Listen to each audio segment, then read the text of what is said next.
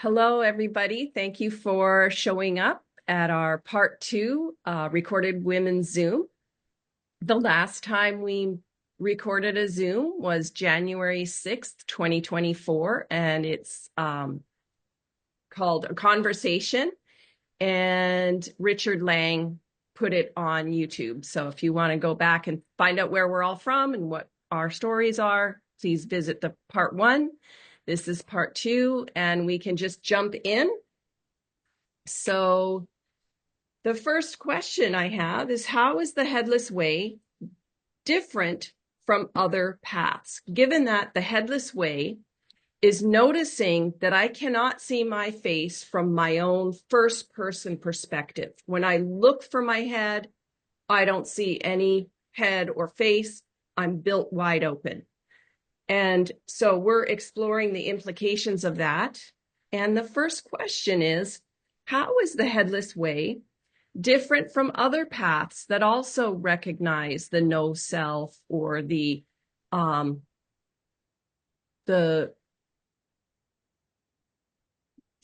implications of this knowing and seeing? I think it's simple. And you are your own authority, and other paths are dependent on a master or someone who tell you what to do or what to think or what. That's my idea. Yeah. Yeah, I certainly agree with that. My experience when I was in the Zen monastery was that the master gave directions. We did the monastery with these koans, the questions to puzzle your brain until you stop thinking. He gave directions of what to do, but you had to then go away and follow that instruction and struggle with it until the penny dropped at some point, which might have been years and years later, or probably was. Whereas meeting Douglas, it was instantaneous almost, pointing at what I'm looking out of, and that was it. But I think my experience of being in the monastery did help, because I had more of an idea what sort of language we were talking. Nice. Well, what first came up in my head was the experiments. I've seen them nowhere else. Really, usually it's words that try to convey it, or silence. But to have practical tools, very simple, direct. Tools of directing attention and shuffle the perception so that you are able to have a fresh look, almost in a childlike way. That for me is what makes the Headless Way stand out from other approaches.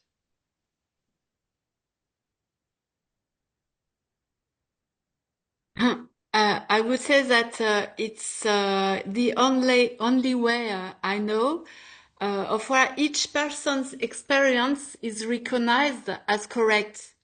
There is no dogma and no right way to interpret the experience. What is central is to the return to the space and to our true nature, and it's both an absolutely complete way, because the Headless Way takes us directly to the center of ourself, but it's also an inclusive way. It doesn't tell us how to live and interpret the experience, and I think it's very precious and very original.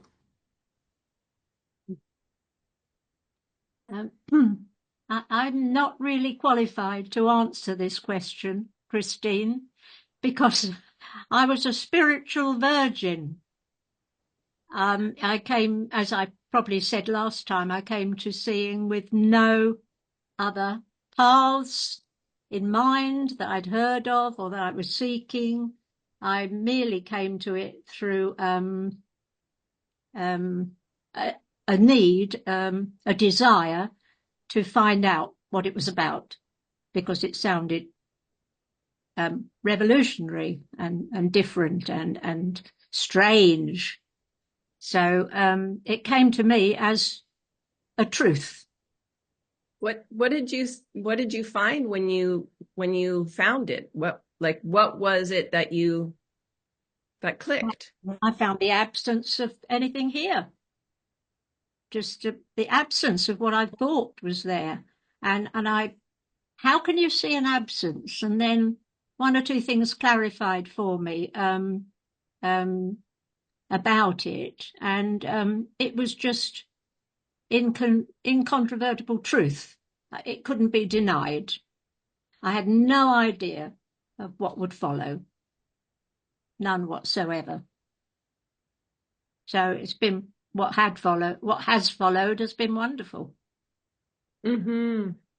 And another difference that I've kind of appreciated is that in a lot of other traditions, it's like you will be enlightened when, or you will have the truth when you do these things on this path for so many years or so many lifetimes, and you have to behave a certain way, or you have to reduce your karma, or you have to do this, that, or the other hoop or path or any kind of journey, when what's given in the Headless Way is what we already have and already are.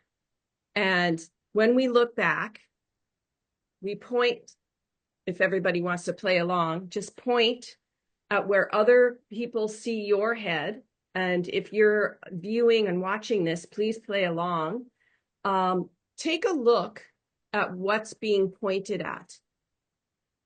And what I'm seeing is an emptiness that's being filled with everything. It's an emptiness that is concurrently full.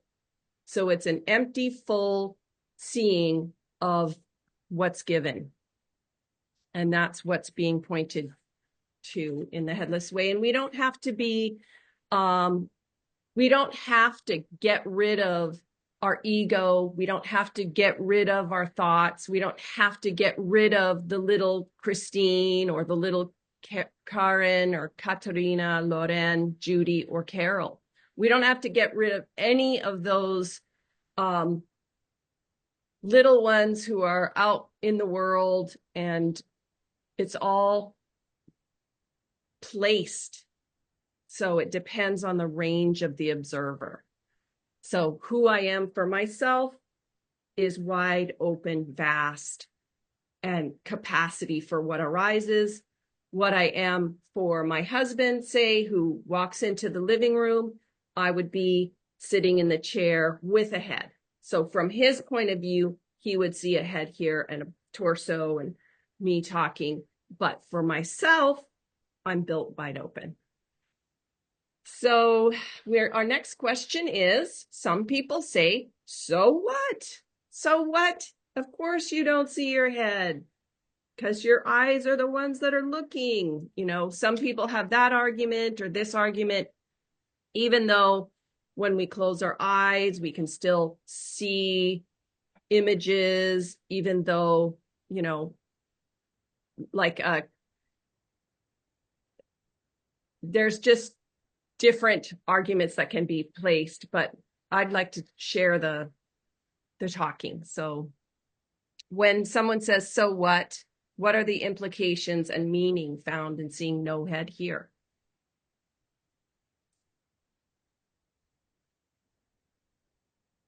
Well, for me, I can say it matters to you if it matters to you.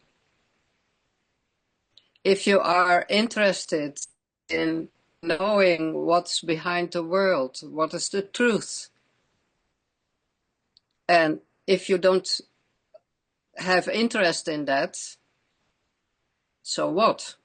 But if you have interest in it, for me, it's very, very important to know the truth. Yes, I think it is true that it's a fly, sorry. It's true that there is not one answer to this question. Absolutely. And I think that the contribution for the answer is only a testimony. It's not an objective truth. It's the way I live this incredible discovering after all this year that at the center of myself lies the living and the vibrating world. I disappear in favor of the world. So what? But Oh, what? the answer I'm about to give can be definitive. It's the very adventure of every life of life, and discovery I made for each of us moment by moment, right up to the end of the way. It's a paradoxal adventure because on the one hand the past is over, the absolute and the beyond of the world are revealed and no change, but at the same time it's always an individual adventure who can talk about it, comment it, and enjoy it. So what? So to live open to the center of oneself is to discover the center of every living. So, for example, that's just one thing. Or to find something very, very calm. There is it's like to be on the same time on the in how to say in a sea with a very stormy day, and on the same time you have the access to the abyss. So it's a paradoxal experience. Yeah. Yeah. Yeah, I love what you say, Lorena. And what you say just reminds me that for me, a massive revelation was that I'm not in the world, but the world is in me. And seeing the truth of that. And I mean, that was just like I was banged on my head with some heavy thing. Incredible. But, you know, if I look now, I see in this spacious awareness that I am, in this space, I see this body coming out, and I see the whole world. I see that from what arises from this body, the room, the window, everything appears in me as space for it, and the immediate implication for me is, why would I be then so afraid of the world when it appears in me? And it gives a sense of, well, I was going to say ownership. I mean, of course, the world is completely out of my control. I can't determine anything that is happening right now. But I do own it. I do own it. Even the very bad, I own it. And that makes a massive difference in my experience. Yeah. It makes a lot bearable that would otherwise be unbearable, I think. Going Radical. with that, Very radical. Darren, do you find that gives you a sense of responsibility? And responsibility can have two meanings, can't it? Responsibility of being responsible for, but it's also used as responsibility, ability to respond. Does that go along with your experience? It does, yeah, it does. And some things these hands do make a difference, and some things these hands do make no difference at all. Yeah, that's what I thought when thinking about this question. I thought, well, if it doesn't make a difference, then what? It doesn't matter. I have this sense. And for me, really making a difference in the moment certainly happened right from the very beginning, but more in the sense of making a difference to me and the way I see the world and respond to it. That has grown. Let's put it that way. There's been a growth process in that.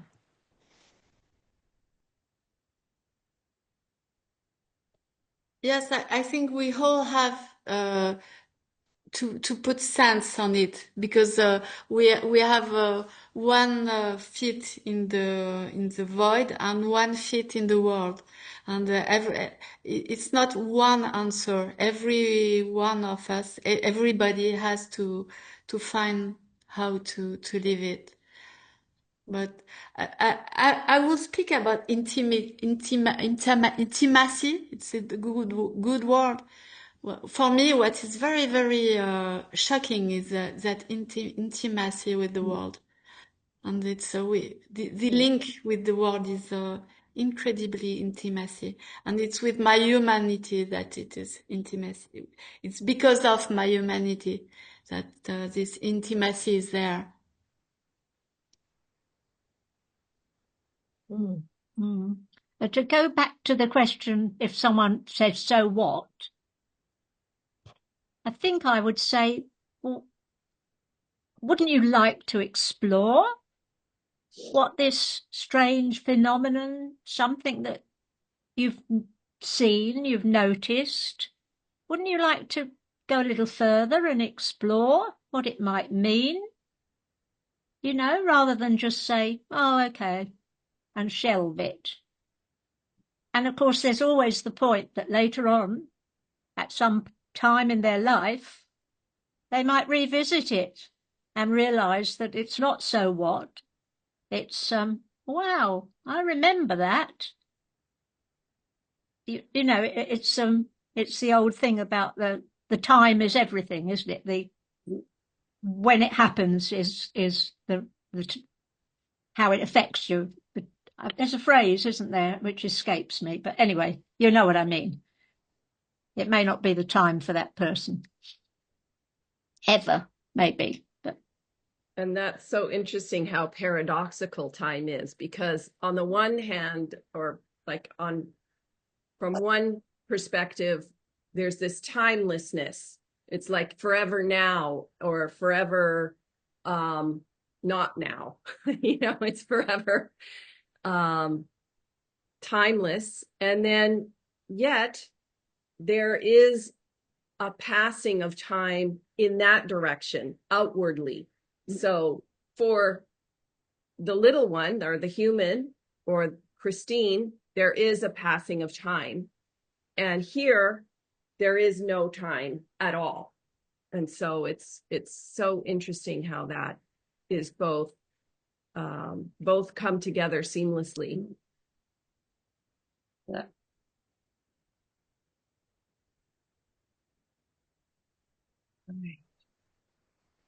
That's perfect for our third question, is how has your seeing evolved?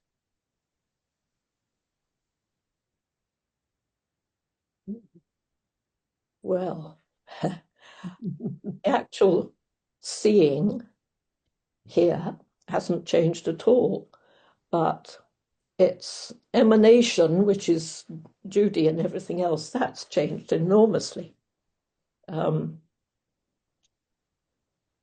So, you know, in ordinary everyday language, I know that my true nature is exactly the same as it was when I was 2, though I don't remember that, but I certainly remember what it was like to be to see for the first time in this way. And looking back, that was something that I experienced in my childhood. But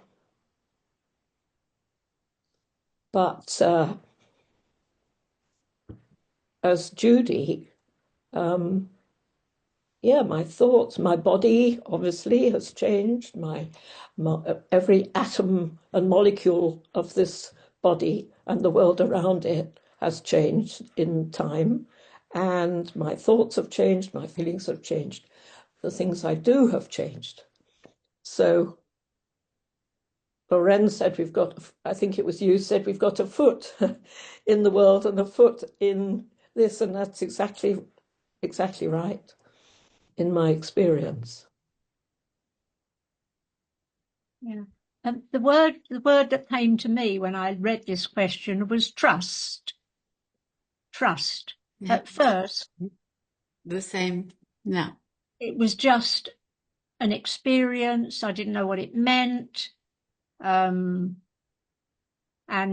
yes, it has changed. It's evolved. It's led to all kinds of things, that people say, less self-consciousness, more identifying, more, or just being others is a huge, huge thing, being that other person. But trust came to me, trusting that it was okay. It was okay, whatever was happening underneath, because of this identification with who I really am.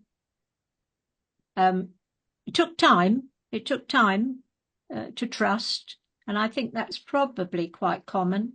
But to trust that it would be okay, things would be okay, despite what's going on out in the world. And that was the most important evolvement. Is that a word? For me. Evolution. I guess that's the word.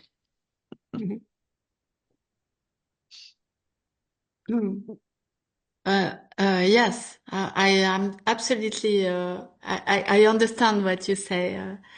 And I think that something that is very common at the first, when you meet headless realization, is to think that you lost vision. There is a lot of people that at the beginning think that they lost something. Because the first few times you see it, the difference between living from an idea of yourself and living from the truth seems so enormous that it gives you the impression that without the intensity of the experience, without the bright colors and the energy raised by the realization, you are no longer connected. Then softer music comes in after. And we realize that what's still there is the emptiness above our shoulders, of course. The silence that welcomes the sound is always there. The vast luminous transparency that welcomes color is always there. And but for me, there are things that comes and go. I will call this the fruits of the vision. And for example, the feeling of intimacy that I was speaking before and love that I can feel with my environment is more or less there. And the enjoyment and joy that emerge from this realization comes sometimes and go. And for me, it depends on the grace. And the extremely important element for me today is sharing this experience with the others. I think that affirming the reality of this beyond the world with other people recognizing this realization with other is a source of joy, profound joy. And yes, that's something very, very important for me. I think that what goes the evolution to share more and more. Mm. And it helps a lot. Also, I noticed that, Lorraine, sharing it is such a joy with others. And I was just looking back over my decade plus that I found this. I think in the beginning it was like a dance. It was like seeing, and then I was completely out of it, like you said, the desperation of God, I've lost something.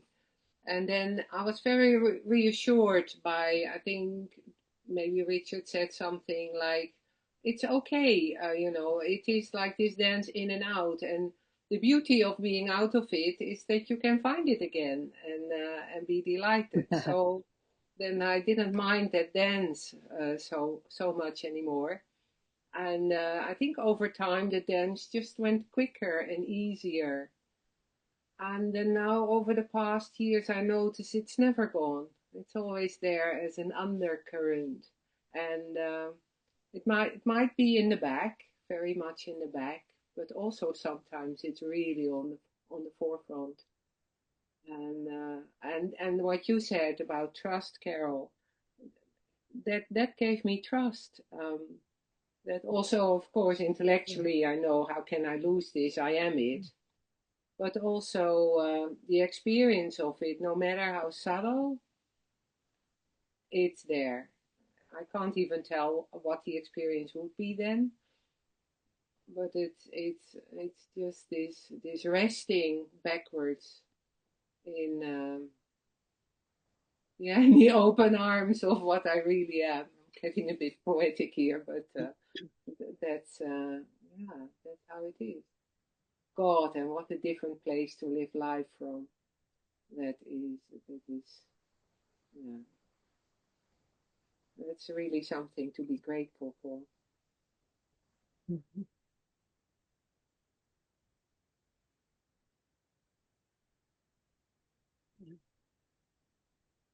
Did we say last time? I think we probably did. I think I probably did.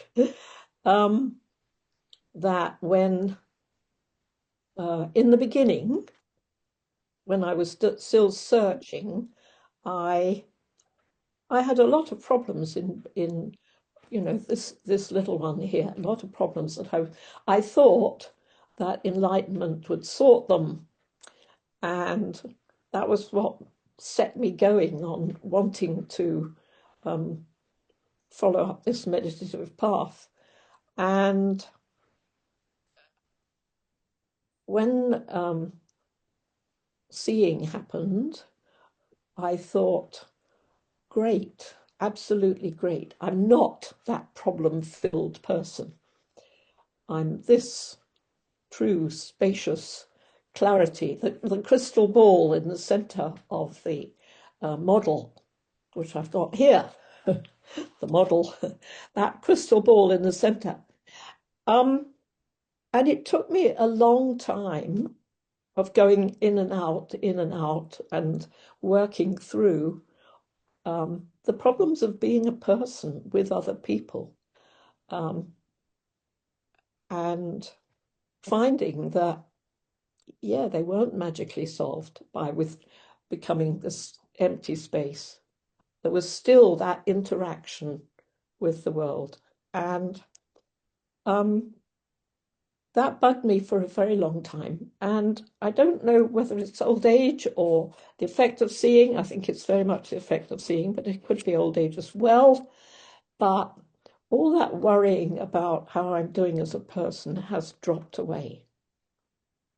I'm content to be that one there, as well as this. And that's a great blessing. That's an enormous blessing. I think it's the cure, because we have been given this chunk of the world. We're embodied in a particular way, and it's a gift. It's a gift. I never thought of it that way. I thought of it as a big problem.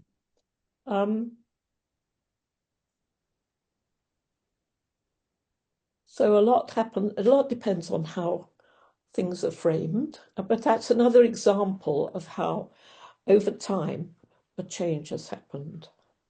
And it's not to do with the crystal ball, the West center, but it's to do with the manifestation. That's really moving. That's really moved me to hear that, Judy. Well, thank you, Carol. Thank you. Thank you. I think we probably all have that experience, that there was something wrong, and then we realize, no, there isn't. I spent so many years searching. I tried various different meditation retreats and techniques and multiple 10-day silent retreats, and just reading and spending so much money on books and different workshops. And what I value about the Headless Way is that the word seeking, that K drops away, and it's just seeing. Yeah, that's thanks to Jen. Just Beautiful. So simple. Isn't English a marvelous language for all this? Yeah. So thank you, Jed, for that. But it's just all so simple, and that feeling may come and go of being on a high, like, wow, I found what I had been looking for all this time. It was within me. And that there's a great feeling of joy and elation of figuring that out, that I am what I was looking for. And that feeling can go away, and it can feel like seeing has been lost, but it's just the feeling, because the feeling comes and goes. And it's what's lovely about the Headless Way is it's a deep contentment. It's a fundamental okayness, and that fundamental okayness with what happens and what arises, and being able to place problems and allow for solutions to arise, and being able to be bigger than what bugs you. So yes, good. And I think I don't know an awful lot, but quite a few of the great teachers who came down to this realization, who taught it, said it's every day, it's ordinary, it's not euphoria, it's everyday, humble, ordinary. And I like that. Yeah.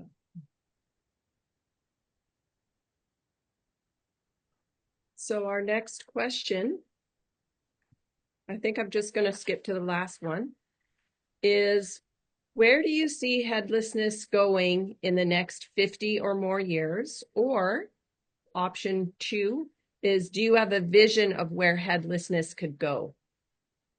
Where do you see headlessness going, or do you have a vision of where headlessness could go? Actually, Christine, are we short of time or something? Because I think question 4 is really important. Oh, okay. Okay, sure. We can do the fourth. And if we interrupting anyways, I think what you said, Carol, that needs an exclamation mark.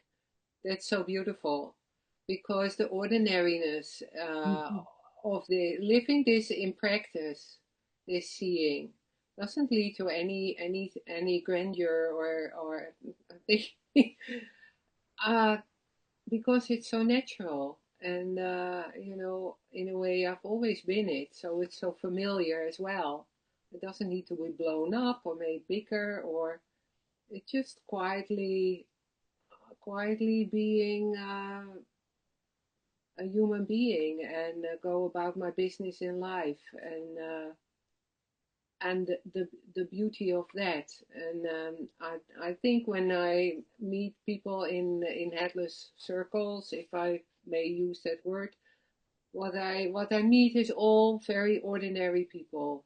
And the moment I meet them and start to share, I think, wow, wow, what a beautiful person and Yes. beautiful Lots of being. that. And there you have them, the bus drivers, the nurses, the teachers, the whatever managers, we all live our ordinary lives. Children, no children, going about our business, but we all share this treasure inside, and that's so beautiful. Yeah, I should add, I think Lorraine touched on this, that's not to say that there are not moments, times of incredible joy um, in it. But they're not to be grasped. They come and go. I think Lorraine said that. Yeah. Yeah.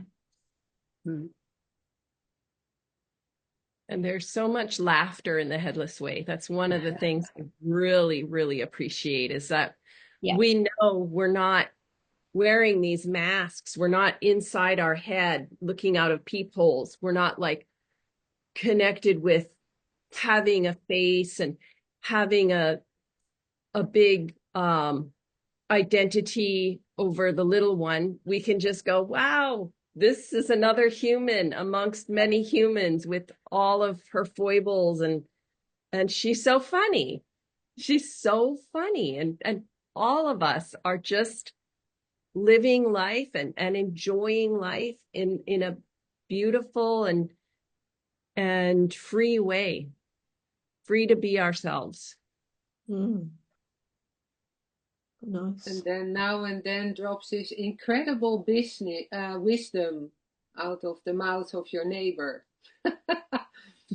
And of another person, you think incredible, incredible.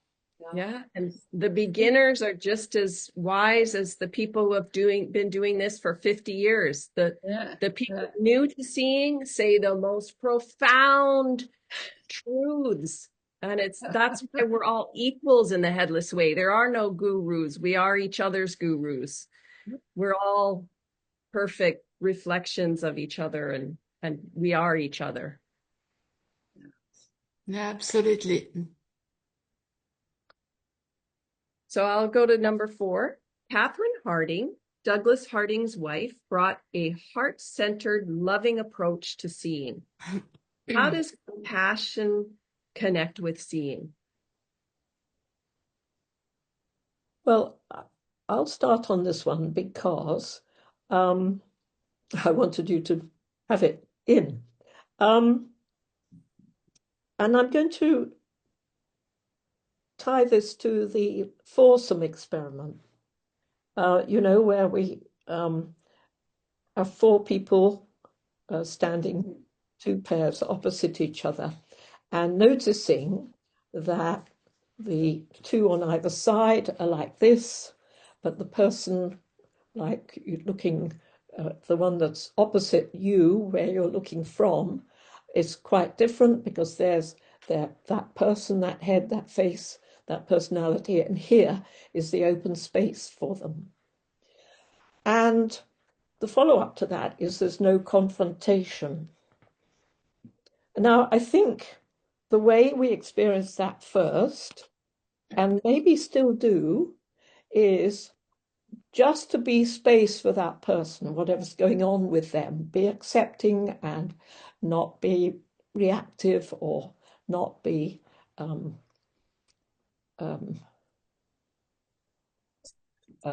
in conflict, obviously, with them. But there's more to it than that. And this is what Catherine brought and certainly would have brought. It's a recognition that, there's stuff going on in that person over there. And the stuff might be difficult for them. It might be annoying. It might be really something that they're struggling with. in relationship to you. We all have relationship. We all have relationships, and we all know that they're difficult at times. And so the discovery I made was that I was really not much good at responding to that person, as that face, that being, as a being with all those feelings and thoughts and attitudes and the way in which I know I respond to things. So it's not that it's foreign, it's just the connection there. So Catherine, in my experience, she would be open to making those connections, to responding, to talk, to go through it, to have a real relationship of space to personhood, and allow the opposite as well, the space there in that person to personhood that she was. Does that make sense? I think it's a step beyond just being space for someone. And I think it's really, really important. And it's a skill. It's a skill that one has to develop. And many people didn't get good role models when they were growing up and learning these kind of things. I certainly didn't.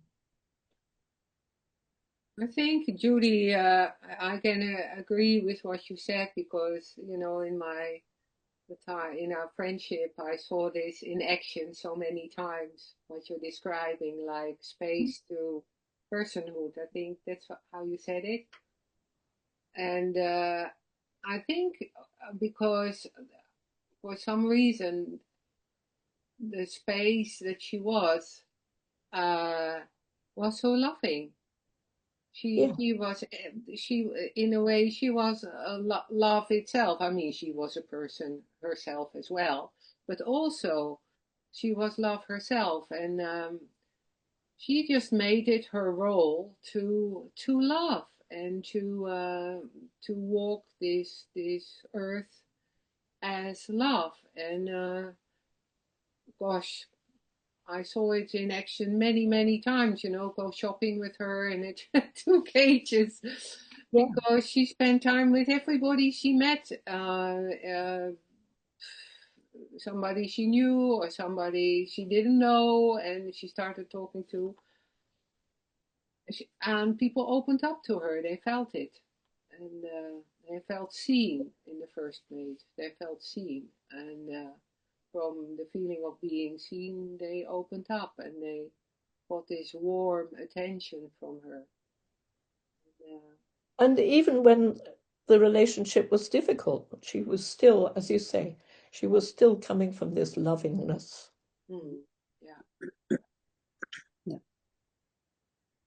Yes, but I think it's something that is in the Douglas way, because there is, of course, Catherine was marvelous, and I think that when you lost your head, when you lose your head, the center of gravity of yourself move, and I think that before leaving that, you put a mask here, and your center is here. And after, when you are open to the space, the center of gravity is going on the heart, is going more in the body maybe, and I think Catherine was really like that, with the arms open, and always a very warm person, and very, very, very nice.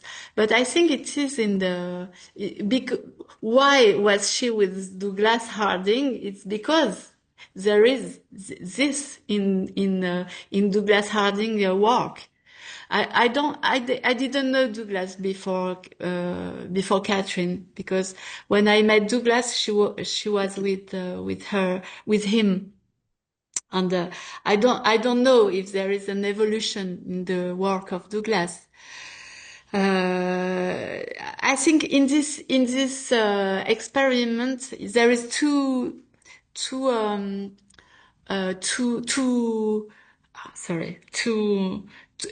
but two direction, the direction of the void and the direction of the world.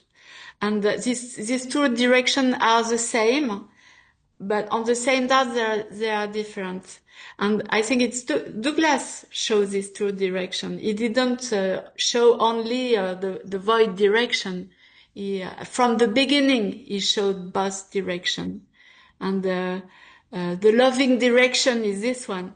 In this direction, we can find the simplicity, the absolute silence, the open to something that is beyond. And in this direction, it's the world and it's love. So I think it's not something was there before. But I told you I didn't know Douglas before he met Catherine.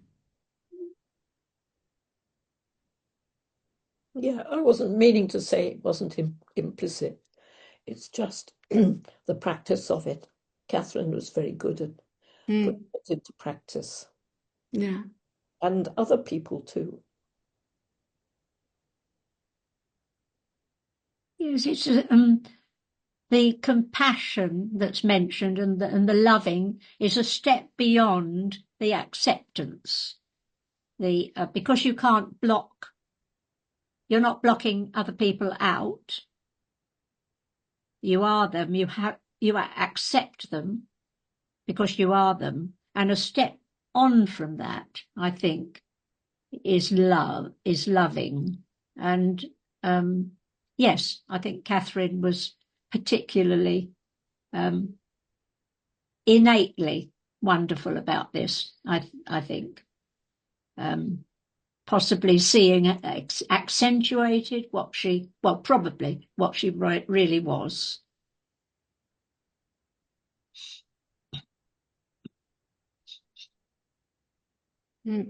It's like we are already perfect here, and there's always work to do in that direction.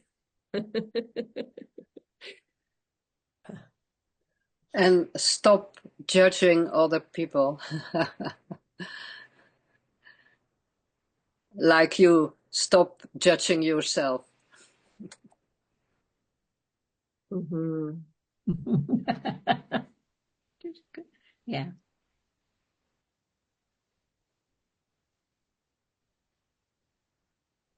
Shall we go to the last one? Where do you see headlessness going in the next 50 or more years? And do you have a vision of where it could go?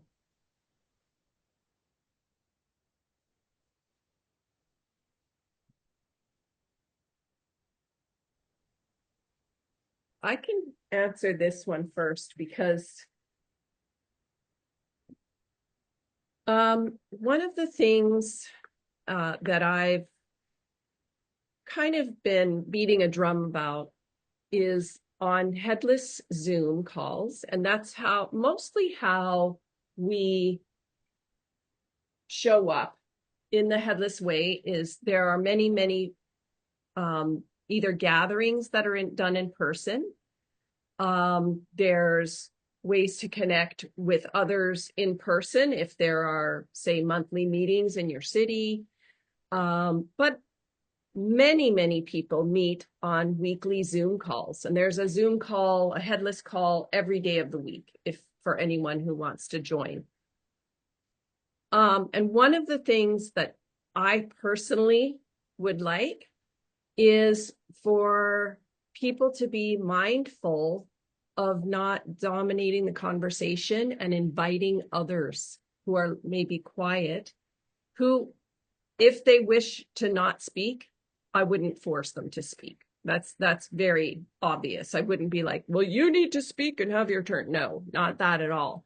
But just being inviting, invitational language of, what do you think? Or how do you feel about this? Or do you have anything you'd like to share? And just using invitational language, because I feel that if we can do that and invite more voices, I think that is a very good thing because I learn, as I said before, I learn from beginners as much as I learn from people who have been practicing for 50 or more years. And Richard's very good about inviting others into the conversation, but we can always all improve, including myself. That would be one thing.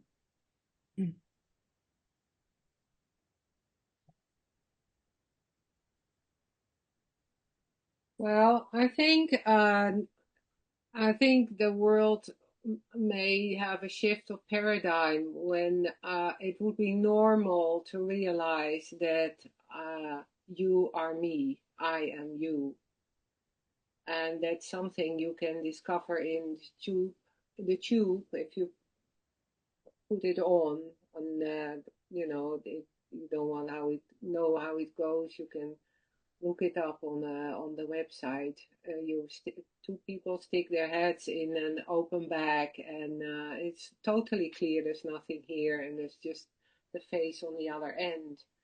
And I often had, when you look longer, first of all, this face became so beautiful because it was the only face. It was the face, you know, the universal face, and second, then I see, because I've nothing of myself, this face sort of gives itself to me.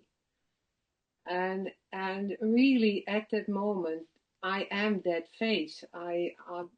There's nothing here. The only face I have is that face that I see in the other end of the tube. And then the step to realizing that actually I am the other person. We're both coming from the same light, which you can clearly see in other experiments.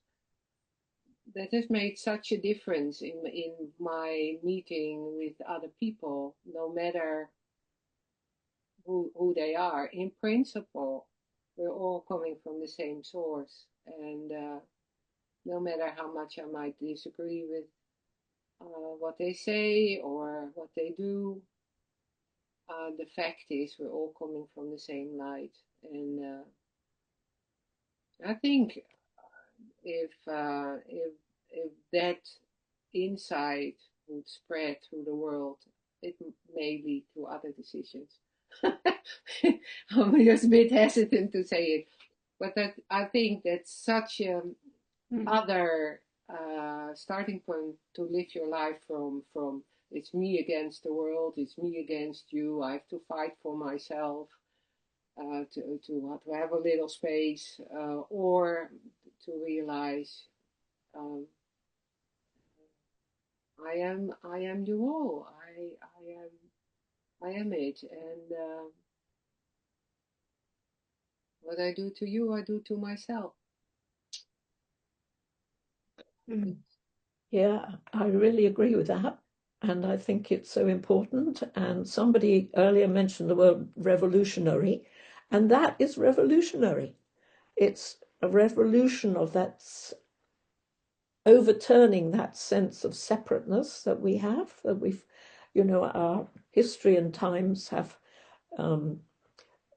really embedded in our upbringing.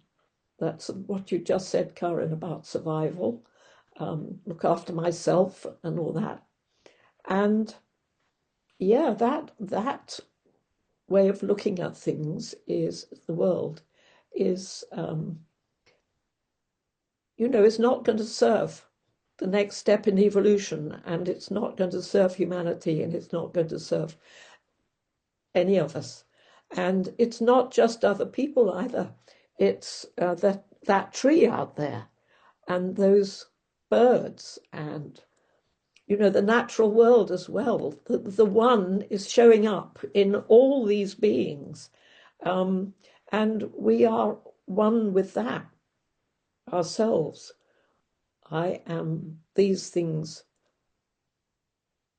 When I say things, of course, I'm making them separate again, but everything. And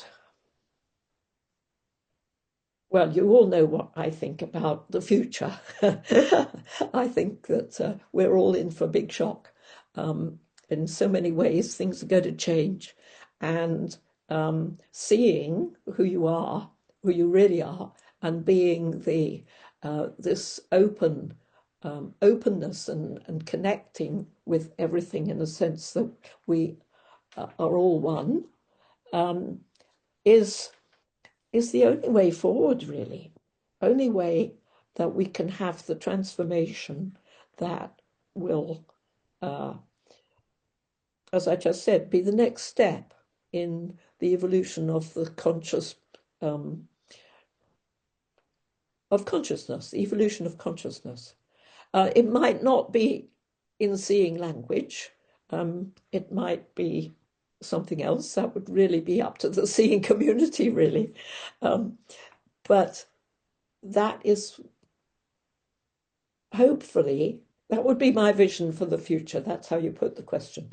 That would be my vision for the future, that this becomes the underlying reality, that we are not separate.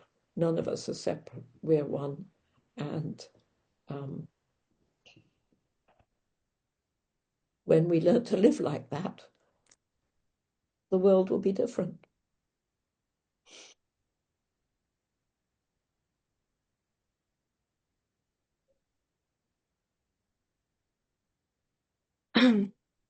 The Headless Way immediately suggests that those who have perceived their true nature can use the tools to share.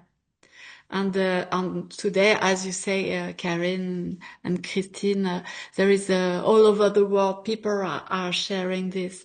I know the French workshop and French Zooms, and the depth of the exchange between the people are so incredible, really incredible, as you say.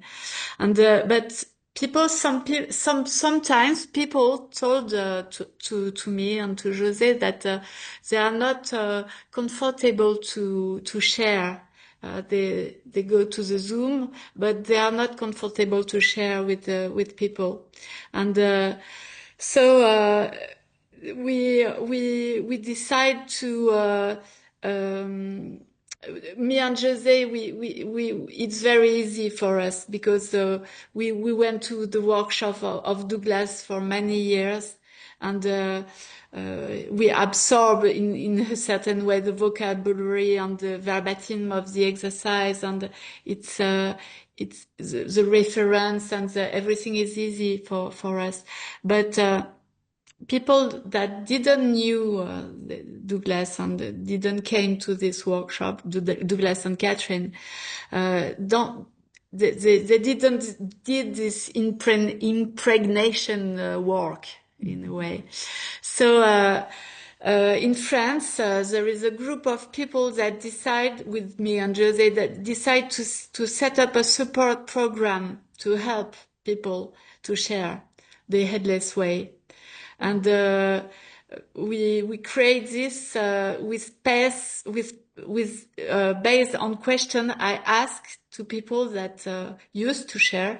I asked to people how did they prepare the workshop, what was the difficulty they met, and a kind of une enquête in French. I do an investigation. I did an investigation on people that used to share, and so we did this program.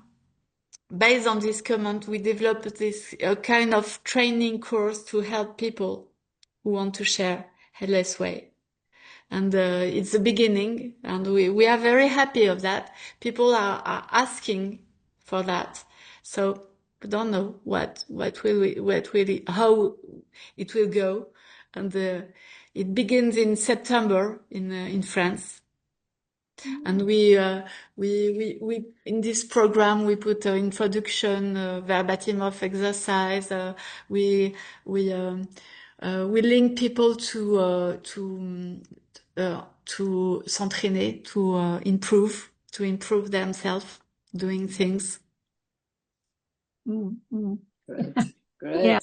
In my experience, you need a bit of bravery, and I'm not sure I have it. I think I told Karin when I saw her last, I was with a group of friends who go to an Italian class, and they were talking about appearances and how women resort to plastic surgery, and and it was the perfect opening.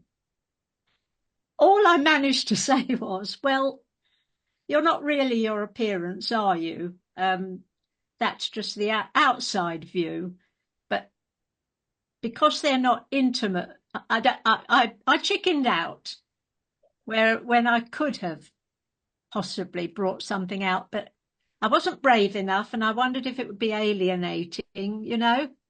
And I suppose I thought they might think I was a bit weird.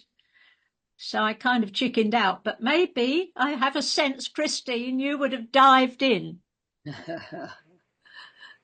Well, sometimes I have and sometimes I haven't, and it's hit or miss. Like you said, I think Katerina said, if someone is willing and ready and they're open to seeing their true nature, then it can land and it could be life-changing.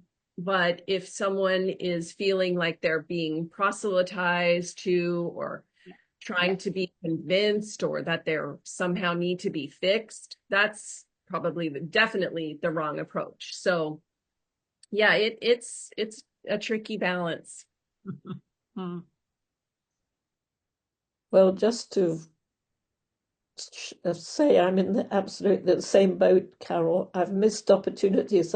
There are times I thought, oh, I could have said this, and the moment's passed and it's too late, and Yeah. the conversation's moved on. Yeah. Yeah. Well, I must add then to this Well, note of using your. Sorry, Katrina, you want to say something? I said it's always coming the way it should come. So if you are shy, it's okay. And if you are not shy and you regret what you said, it's okay. It's okay. It's the way it's supposed to be. Well, that as well, Katrina, and also I think there's so many ways to spread this also by just being it, and people will notice you because you're somehow responding different. Yeah. First of all, you can really see the people you meet and not neglect them or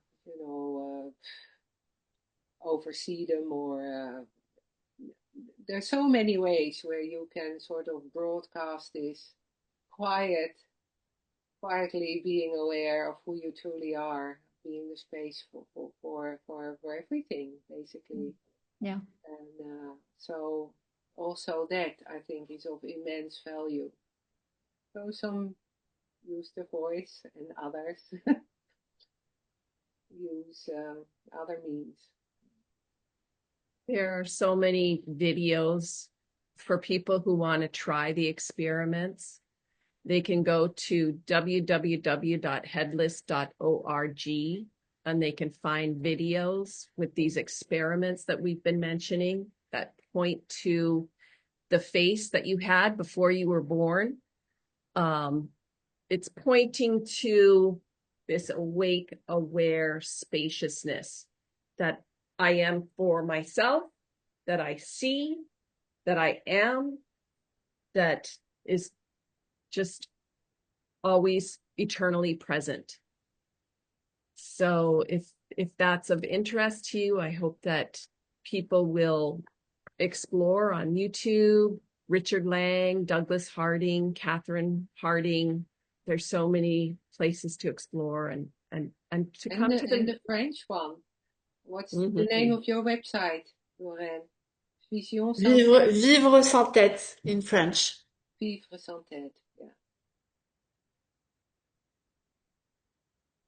Any final? And José, you can write José Leroy. You will find in Mhm. French for the French.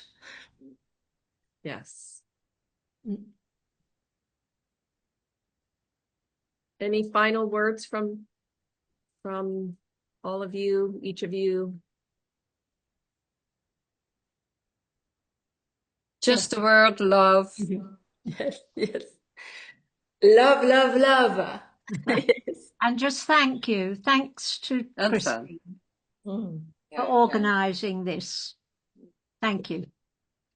and such a pleasure to hang out with you Yes, women. wonderful. Yeah.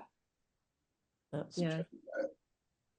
Yes, thank you, Christine. It was a real pleasure, and it's something original and very, very nice.